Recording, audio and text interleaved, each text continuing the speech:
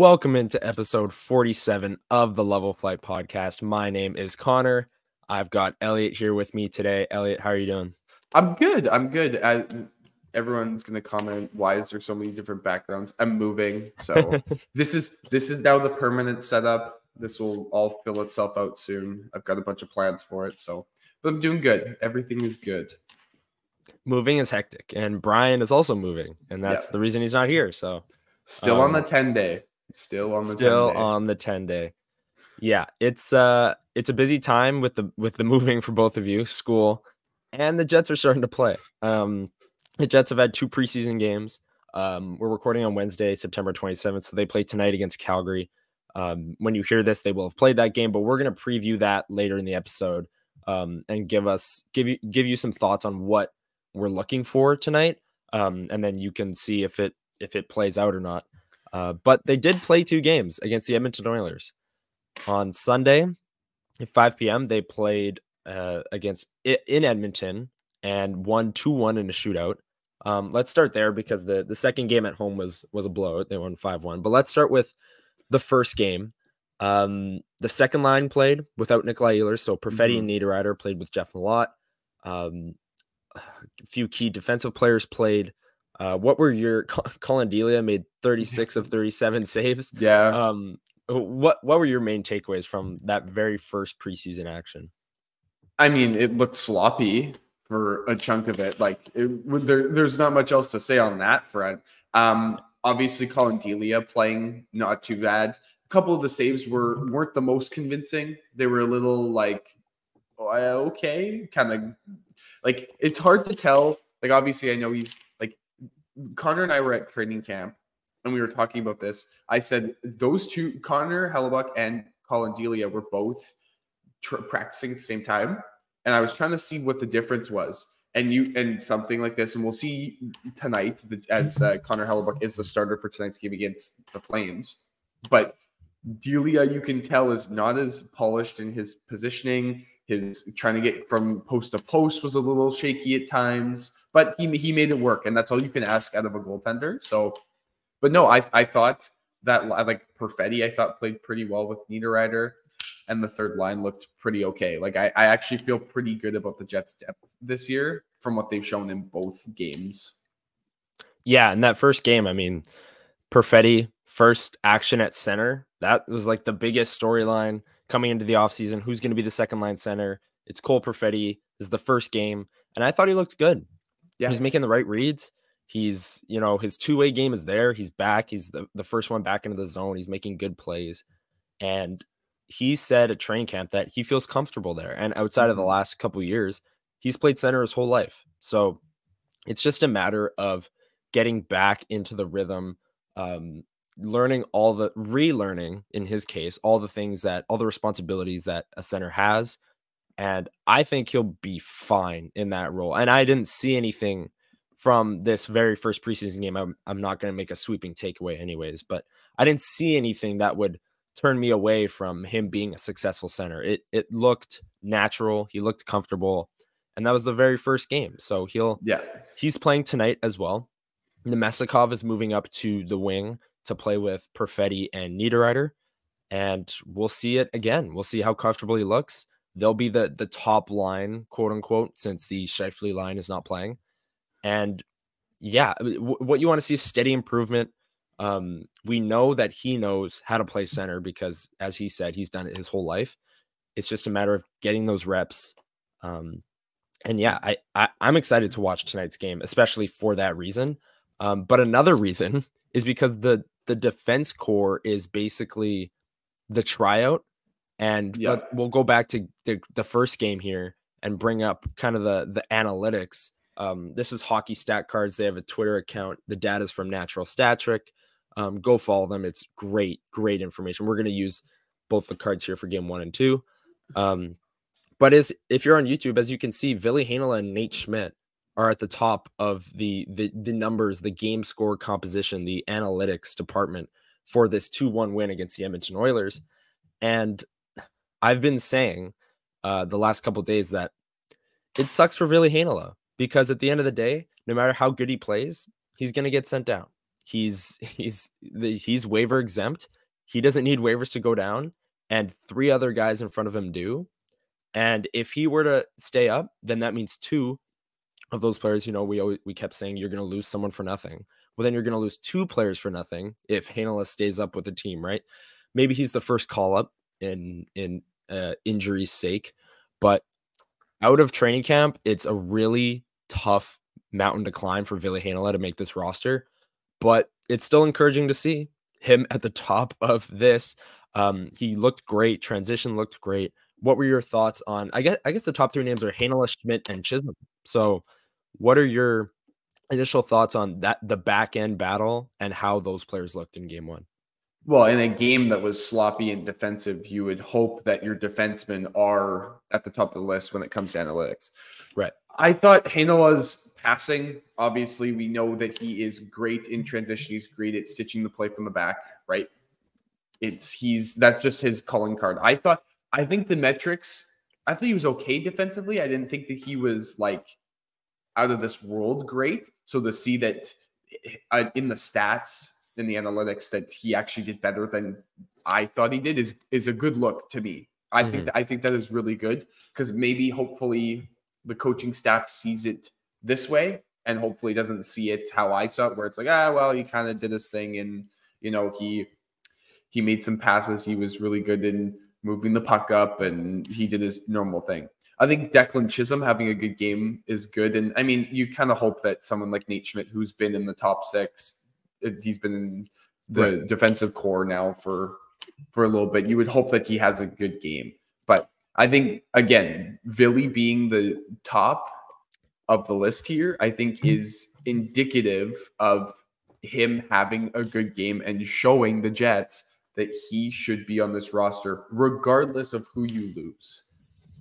Yeah, and I remember last year in the exit interviews when we were interviewing Ville, he said, Dave Minuk asked him, like, what can you do this offseason to better your chances to make the Jets next year? Something along those lines. I'm paraphrasing, but he basically said, all I can do is put my head down, work as hard as I can, be in the gym, be on the ice, and just work my butt off to make this team. And again, it's just one game, but it would have been real concerning if Ville Heinola was got like shelled in his own zone, right? And couldn't break the puck out and was getting muscled off the puck.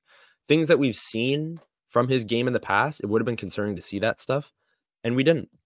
And he was his usual transition dominant self, and that's a good step in the first step in the right direction for Ville. But as I said, it's kind of unfortunate because there's not really a chance he makes this team.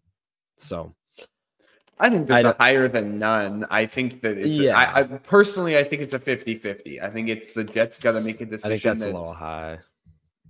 Just because of the waivers. Like, he could play great. He could be at the top of this list every game, and it's just simply the fact that he's waiver exempt.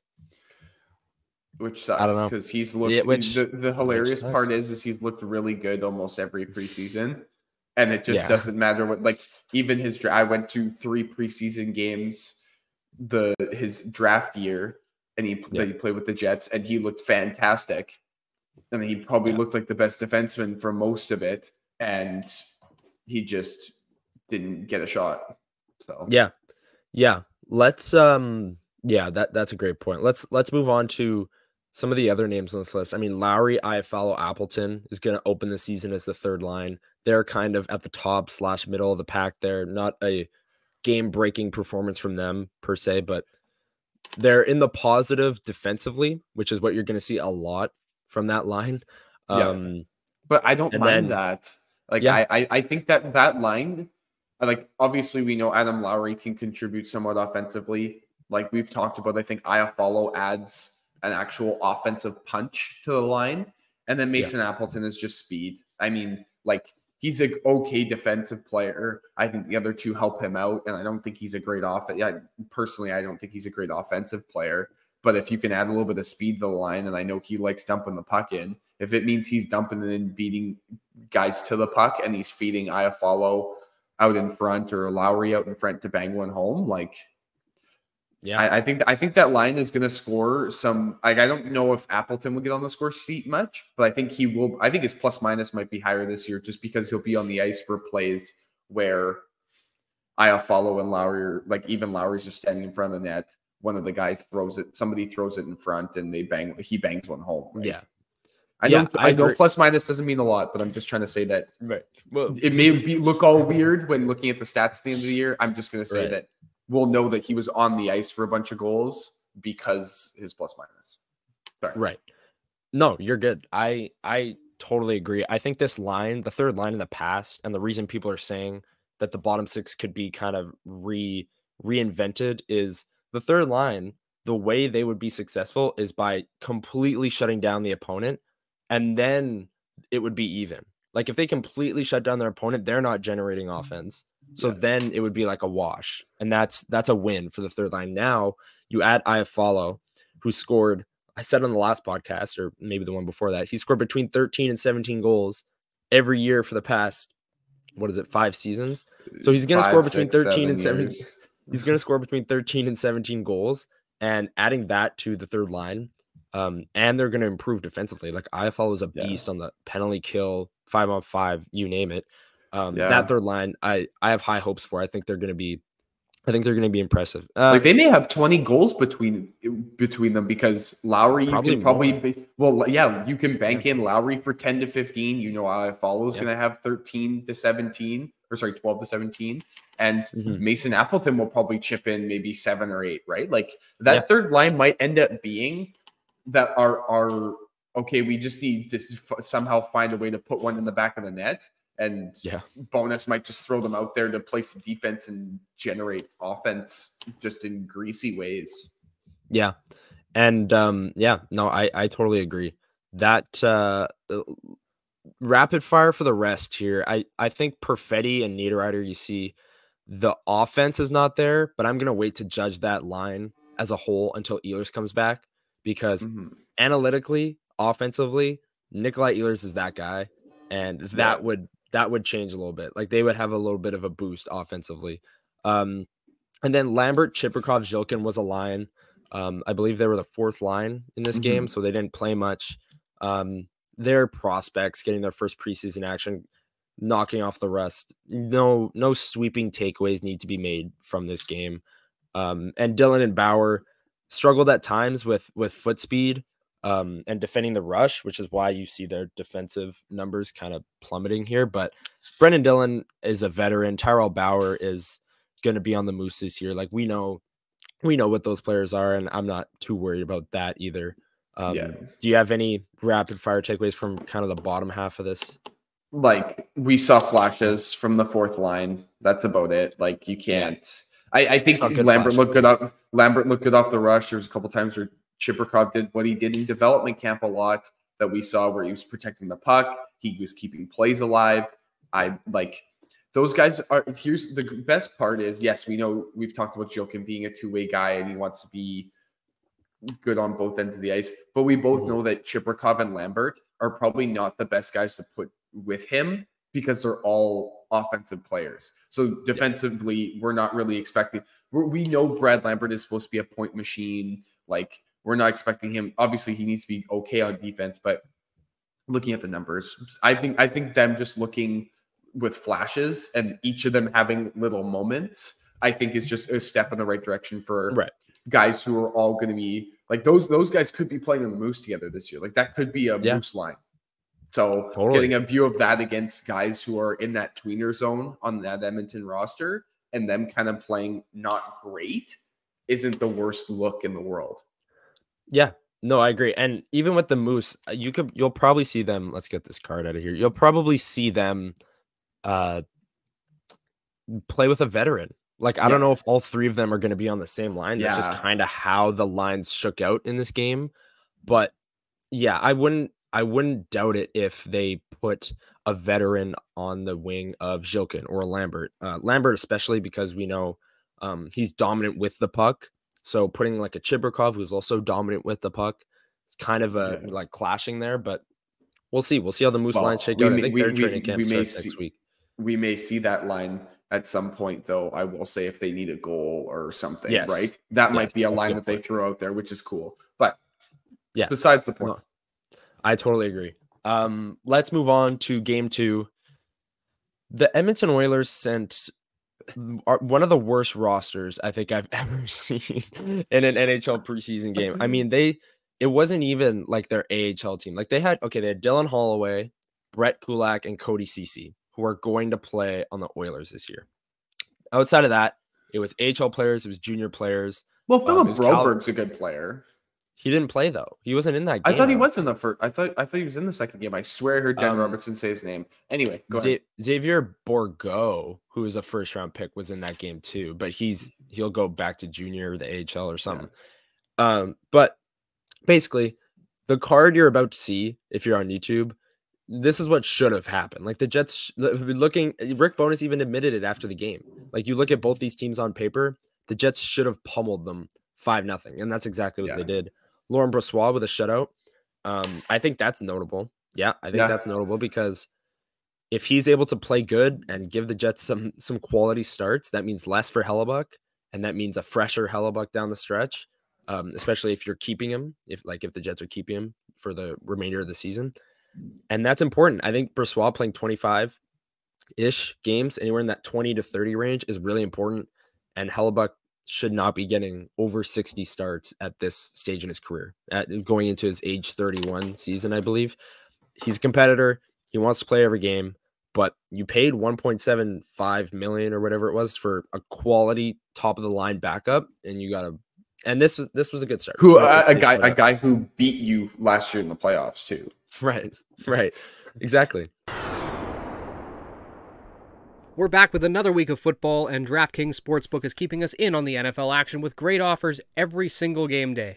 New customers can bet $5 and get $200 instantly in bonus bets. Throw $5 down on any of this week's epic matchups to walk away with an instant winner. And DraftKings isn't stopping there. All customers can take advantage of 2 new offers every game this September. Football's more fun when you're in on the action, so download the app now and sign up with code THPN. New customers can bet just $5 and get $200 instantly in bonus bets. Only on DraftKings Sportsbook, an official sports betting partner of the NFL, with code THPN. The crown is yours.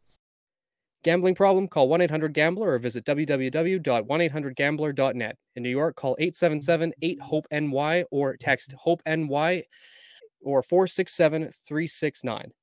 In Connecticut, help is available for problem gambling. Call 888-789-777 or visit ccpg.org. Please play responsibly. On behalf of Boot Hill Casino Resort in Kansas, 21 plus, age varies by jurisdiction, void in Ontario. See dkng.co/football for eligibility. Terms and responsible gaming resources are there for your availability. Bonus bets expire 7 days after issuance. Eligibility and deposit restrictions apply.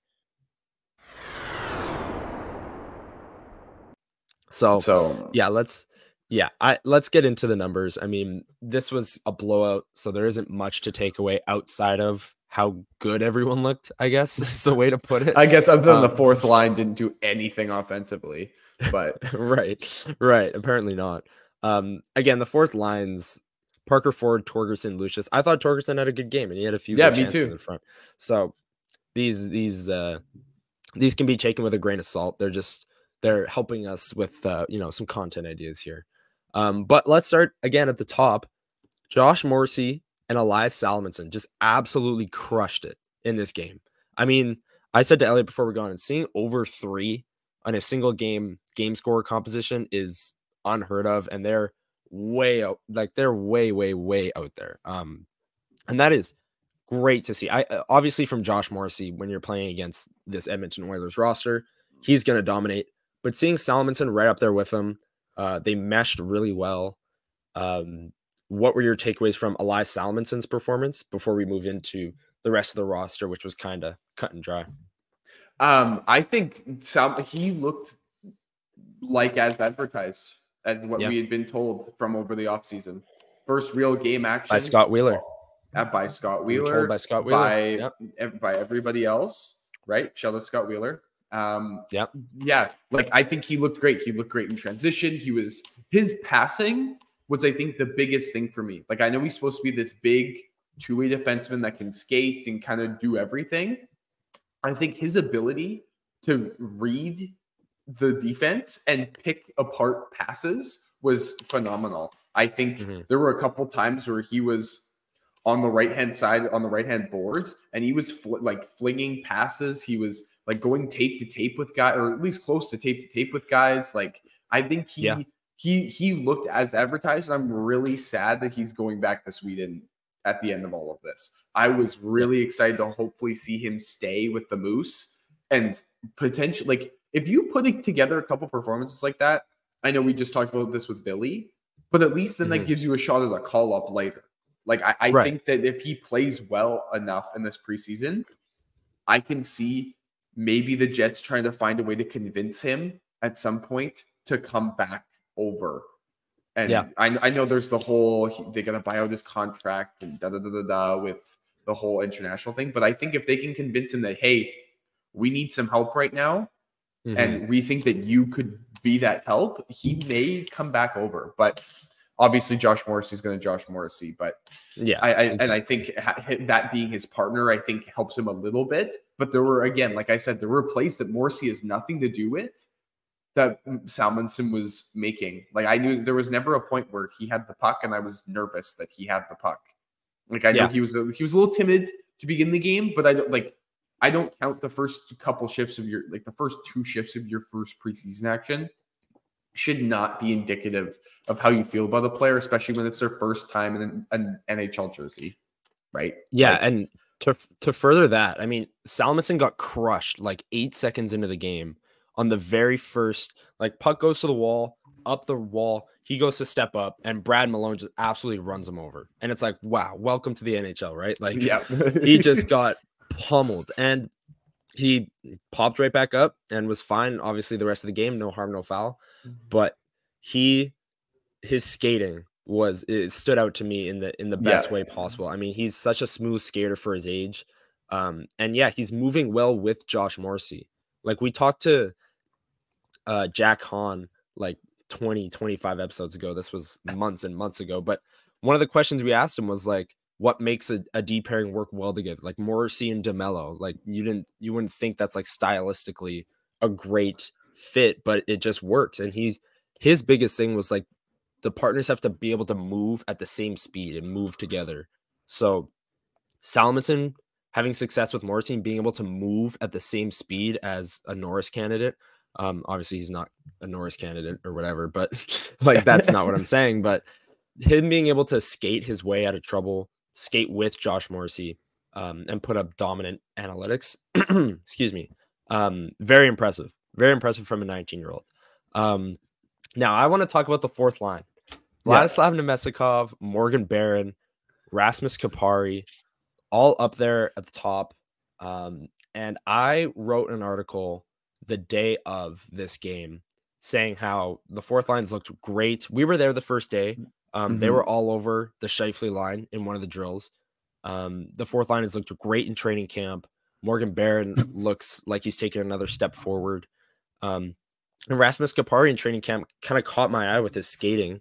Yeah. And it all came together in this preseason game, and they looked great. Morgan Barron had the goal from Josh Morrissey. Rasmus Kapari was all around it. Like, he was in the crease. He was making things happen. And the fourth line has been kind of hyped up as like, this could be the best Jets fourth line in Jets 2.0 history.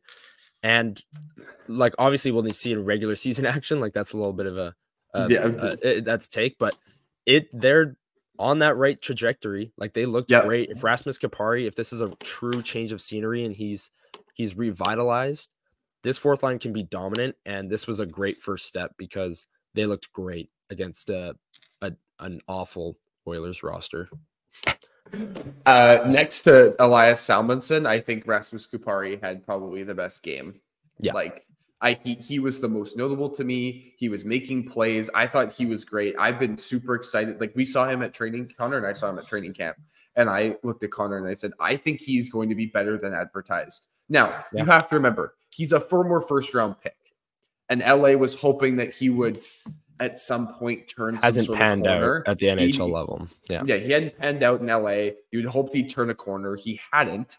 And so the Jets pick him up. I assume they went, well, he's first round value. He's got to be somewhat good. And I don't even care. And I know we've talked about this too, so I'll keep this short.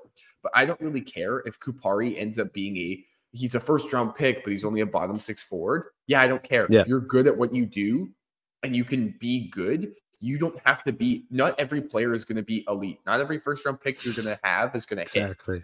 So if the Jets get Kupari out of this and he becomes like their best fourth line center they've ever had, or they're like a third line center that the Jets can rely on, like a bottom 6 guy that they can throw anywhere at wing, center, whatever, I don't care. He's an asset for the Jets. It's a win. So if he can continue this, I am super excited. And you already know how I feel about Morgan Barron, so I won't bang that drum anymore.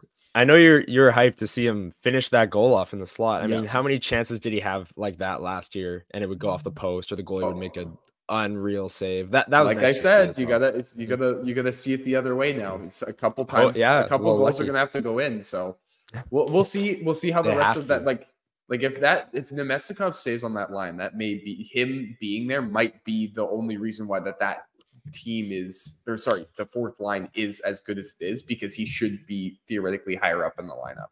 But if he's on the fourth line, then he crushed it in a second line center role last year, and he's going to be your fourth line right winger. Like it's the best problem to have. This team is deep, and like you said, Rasmus Kupari, like first round draft capital, super hyped up, supposed to be this skilled power forward mesh player. Maybe he's like changing the way he plays and revitalizing his career. He's realizing, okay, I'm not going to be a top 6 center in the NHL. That's not how I'm going to prolong my career. I'm going to prolong my career by being a bottom sixer, killing penalties, chipping in goals here and there, wreaking havoc, being a good forechecker, being in front of the net, all these things that bottom 6 players do. And maybe for the first 4 or 5 years of his career, he's trying to be the Mark Scheifele, the top 6 center mold. And maybe he's going to change his style of play. I don't know. That's just what I saw. I didn't watch much. Rasmus Kupari didn't play many NHL games with the Kings. But he looked like a bottom 6 player who was there to wreak havoc, forechecked hard, caused insurmountable amounts of chaos in the crease. And the fourth line, like that's what you want, right? Adam Lowry 2.0. Adam Lowry 2.0. Let's chill out. I know. I'm just kidding. Yeah. First preseason. Trying to create some headlines here. It's okay. Yeah, exactly. I'll clip that. Don't worry. Now let's go to the other big storyline of this game, which was the Scheifele, Connor, Vilardi, and let's just talk about Kyle Connor's goal to start. It was all Gabe Vilardi. Takes the puck in the crease, fires a no-look pass right on the tape. Kyle Connor one times it. The goalie hasn't even like slid over yet. Like it was a beautiful. It was beautiful. Goal. It was. And Vilardi in the intermission was talking about how it's like a simple read. Which is crazy to think. He's just reading, I guess, the top guy in the box, and if he's not on Kyle Connor, he's just turning and firing that puck. But it was a thing of beauty. The chemistry was definitely there on the power play. At 5-on-5, I'd like to see a little more sustained pressure in the offensive zone. And the analytics here would kind of agree with that. They're actually good defensively in this game, which is a good thing. It's a good thing because that's what we were hoping for with Vilardi, what he would add to this line. But offensively, I think you want to see, a little bit more from these guys, and that'll come, right? Chemistry will be there. They're not playing tonight against Calgary, but I'm assuming they're going to get the last 2 games of the preseason, and obviously they're going to be playing 18 minutes a night when the regular season gets going. So the chemistry will get there. It's not going to happen immediately, but I think that's what you should be looking for with that top line as preseason rolls on and we get into the season, is for them to build chemistry 5-on-5. Because obviously on the power play was there. Vilardi didn't even have to look to get it to Kyle Connor. And skilled players do what skilled players do on the power play. So that's kind of a wash, but that was good to see. But 5-on-5, I think I want to see more from that line. What did you see from our first action of Connor, Scheifele, Velarde? Well, obviously it was kind of, you could tell that it was a little helter-skelter all over the place because, like you said, they're trying to build some chemistry, right? But I don't think it's anything to worry about. Like, it's the preseason. They got to figure out how to play with one another. Both Connor and Scheifele aren't, normally defensive players. Right. So, like, there's going to be some miscommunication there. Velarde's going to have to do a lot of work. I think that's also why I know there were a lot of people surprised that Velarde got the nod. I think it's because we've seen it so many times with the lines that Bonus makes. He's put Connor and Scheifele with a defensive player on the right-hand side, right? So I think this was the perfect storm for them to get Velarde, a guy who can do things offensively and point produce, but he's also showing he's really good in the defensive end. So, I mean, it's stuff that they need to work on. But again, it's not like, oh, this person needs to take a step up and they need to play better or something. Like, no, they played well. They just need to work on communication. And once they kind of get some chem together, I'm sure everything will be just fine. It's nothing. Everyone was worried about it. It's nothing to worry about, guys. Just hold your horses. We're 2 games into the preseason. Like, let's calm down. If this was game 45 and we're still talking, got to figure out chemistry, then okay, then there's a problem. But it's game 2 of the preseason. They still scored I know, like you said, skilled players are going to do what skilled players do on the power play. But I think them already kind of passing it around on multiple different occasions, not just on that goal. They worked the puck really well. So there's got to be at least some chemistry in the offensive end. So if it's just defensively, then, well, we already know that Scheifele and Connor are going to be great there. So that may not change. So we'll have to see. Yeah. And Velarde did a interview with Winnipeg Sports Talk, and he was saying how Kyle Connor and Mark Scheifele are some of the best offensive players he's played with. Kyle Connor, he said, was like the best offensive player he's ever seen, practiced with, whatever. Just with how twitchy he is and how agile he is and his shot. So you might see big things out of Gabe Velarde this year. Like, these are the most offensively talented players that he's played with, and you could see a major uptick in production. Now, we've discussed this already. We've said this, and what we want to see is the defensive side remain. And I think it will. That was analyzing that from game 2 of the preseason, that was still there from Gabe Velarde. So that's something to monitor as we roll through the preseason tonight. Jets, Flames. I will get the roster up here in a second, but what are you looking for in the Jets' 3rd preseason game, 2nd home game? They're playing a decent amount of players. Here, I'll quickly get the roster up here. Yeah, I'm looking for, obviously we talked about it already. We talked about the defensive tryout, quote unquote, here. So that's one thing. Another thing, I'm looking to see if Kupari, who's playing with a guy like Jansen Harkins, and he's also playing Parker Ford. So he's not playing with guys that are as quote unquote skilled. Like, Harkins is decently skilled, but Parker Ford's not a crazy skilled guy. So we know, like, we'll see how he does with those guys tonight. And we'll see how Nemesnikov plays with Perfetti and Niederreiter. But that may be something that they're going to have to do this year, right? Yeah. Like, there may be times where the 4th line is playing well, but, oh, well, the 2nd line of Ehlers, Niederreiter, and Perfetti just isn't getting it done. Or they're getting shelled defensively or something. Yeah. And so a guy like Nemesnikov will have to come up. These are the games we're going to see. And we've started to know, we figured out that Bonus likes to move lines around. I think these games where he's playing weird, quote unquote, what some people would say weird lineups, I think actually is quite indicative of potential combos he's thinking of game combos that are going to look weird, that you go, what? But I wouldn't be surprised if at some point we see a Nemesnikov, Perfetti, Niederreiter line during a game. Yeah. Yeah. And that line I'm absolutely watching for. Cole Perfetti, another game under his belt at center. That's going to be very interesting. And then you've got the 3rd line as well. Iafallo, Lowry, Appleton. And then, as you said, the 4th, or I guess kind of the makeshift 4th line. Kupari is there, but Ford and Harkins are likely going to the Moose this year. Connor Hellebuck gets the start.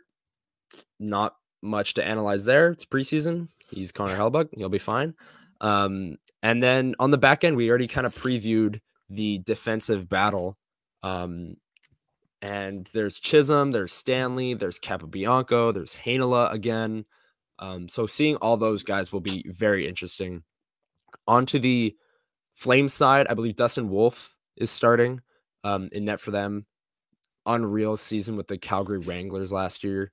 Nikita Zadorov, I see Mackenzie Weegar, I see Mangiapane, I see a few other Sam Honzik, their first round I was pick. gonna say Honzik. And we talked about him.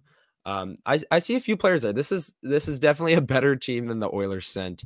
And it should be Better a much defensively better game. for sure. Yeah, it should be a much better game. If you're heading down to Canada Life Center, should be a fun one.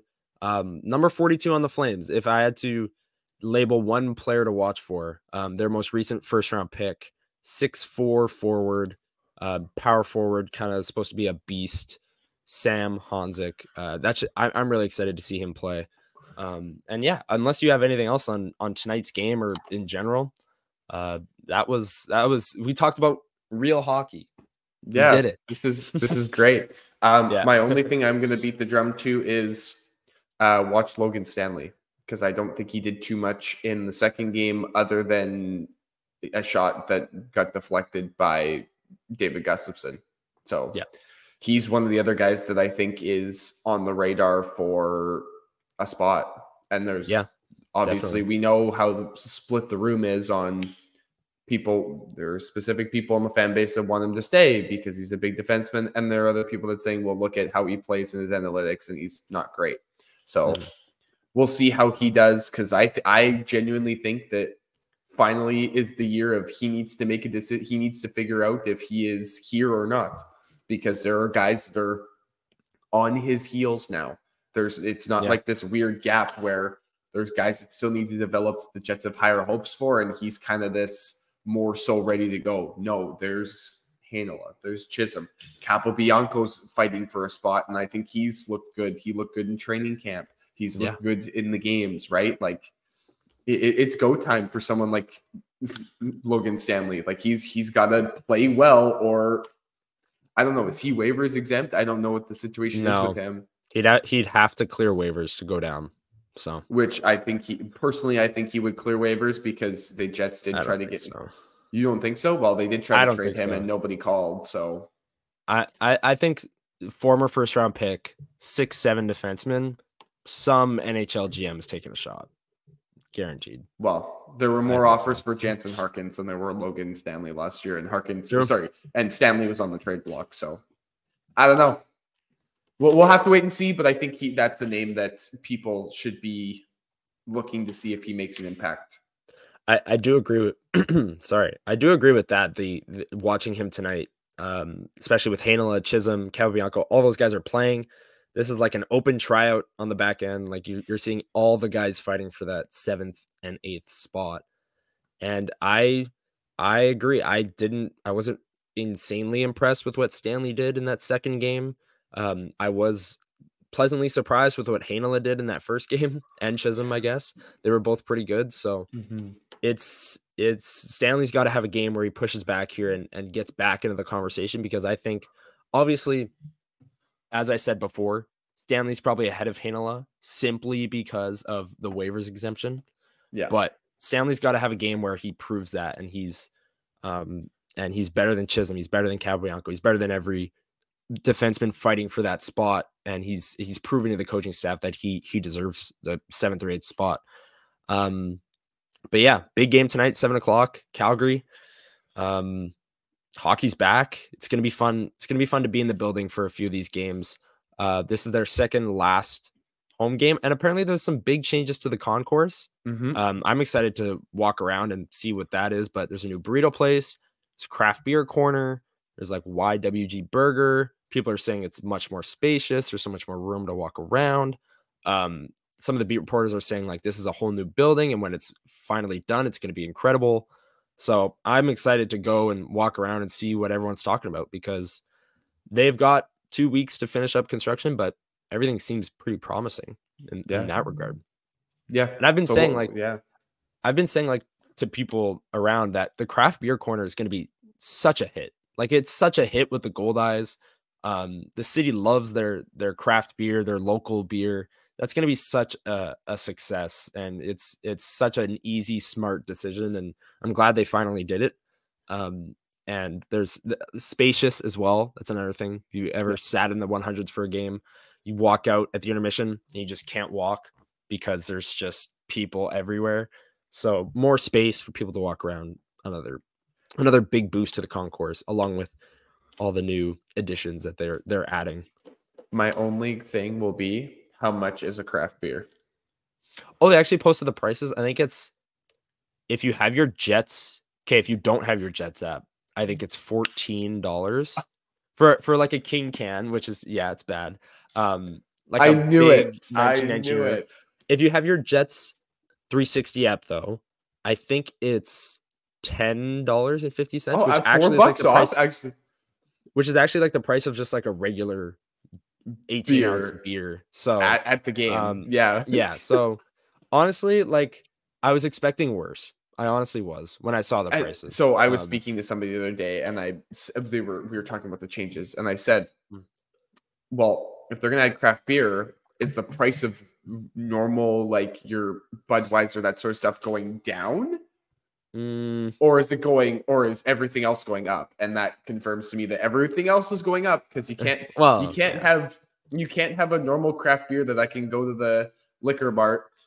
Overage, we're all of age here, and go to the liquor mart and go buy a beer for $7 of a king can, or $8, and then I can do the same and buy a Budweiser at a game. It's just like the way the prices are. It's just, it is what it is. But $10 with the Jets app might be the play. I think that's how it is. The sign said like 14 and then like 10, and under the 10 it was like the Jets 360 app logo or whatever. So I think that's how that works.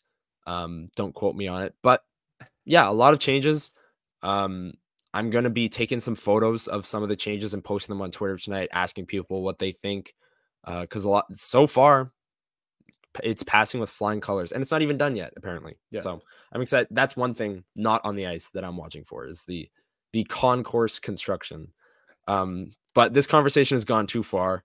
We've gone on to the concourse and talking about craft beer. Let's get on out of here. A different podcast for craft beer, because I know we can sit here and talk for half an hour about craft beer. The Craft Beer Corner podcast. Let us know if you want to if we want to do a taste test for, once we know what's in there at Canada Life. If you guys want to see an episode of us just trying out craft beer, let us know. Or anything Taste else. test. Always just go to the socials. Yeah. At Level Flight WPG. Follow us there. Subscribe to us on YouTube, Level Flight Podcast. We mention, if you're watching on YouTube, many times during the podcast, because we do have graphics up and stuff like that. So subscribe so you don't miss a video. Leave a 5-star or however many stars you feel is adequate. Leave a review on Apple Podcasts. We really appreciate that as well. Helps boost us in the SEO rankings. And yeah, outside of that, thank you for listening to episode 47. So many episodes recently, flying by. But yeah, big game tonight. You'll see it on Level Flight WPG. We will be posting, giving our thoughts. And yeah, see you guys next week for episode 48. See ya. Peace.